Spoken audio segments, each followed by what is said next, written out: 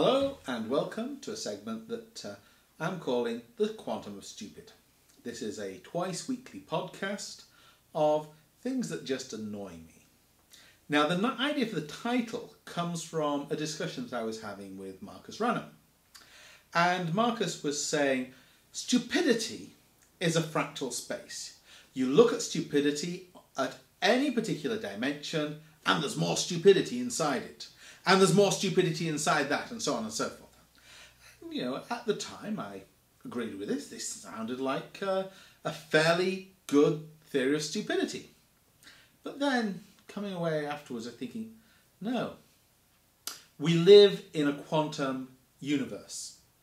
And the problem there is that we just haven't examined the stupidity at a fine enough grain. If we look hard enough, we will eventually come up with an atomic theory of stupidity, a quanta of stupidity, and that's what we're going to be looking for.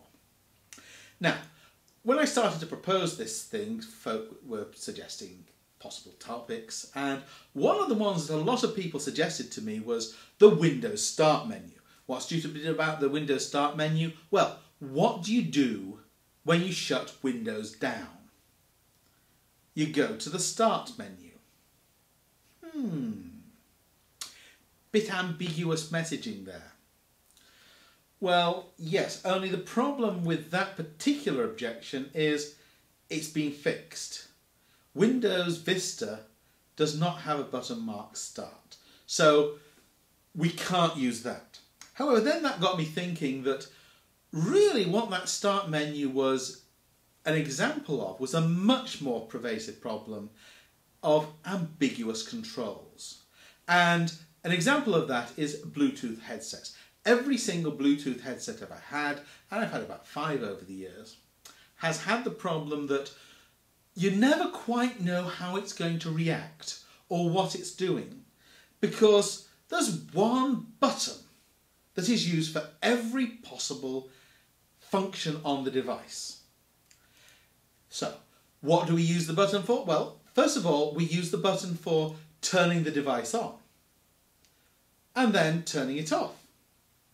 And we use it for pairing with Bluetooth, and we use it for picking up a call, and we use it for terminating a call. And basically, I very rarely get around to using one of these things because even though I carry it around with me all the time, I use it maybe once a week. But whenever I try and use it, it's usually the battery's flat because it's been on for too long and I've forgotten to recharge it, even though, you know, I maybe use it maybe 20 minutes a week. So there's no reason I shouldn't just be able to charge it up, put some power in it, carry it round and turn it on and off when I need it. Or when somebody calls me, I'm busy fiddly turning the device on or off and working if it's picking up the call, and the phone doesn't tell you if it's connected either. And it never quite works. So these days, this tends to stay at home. And the reason there is the ambiguous controls.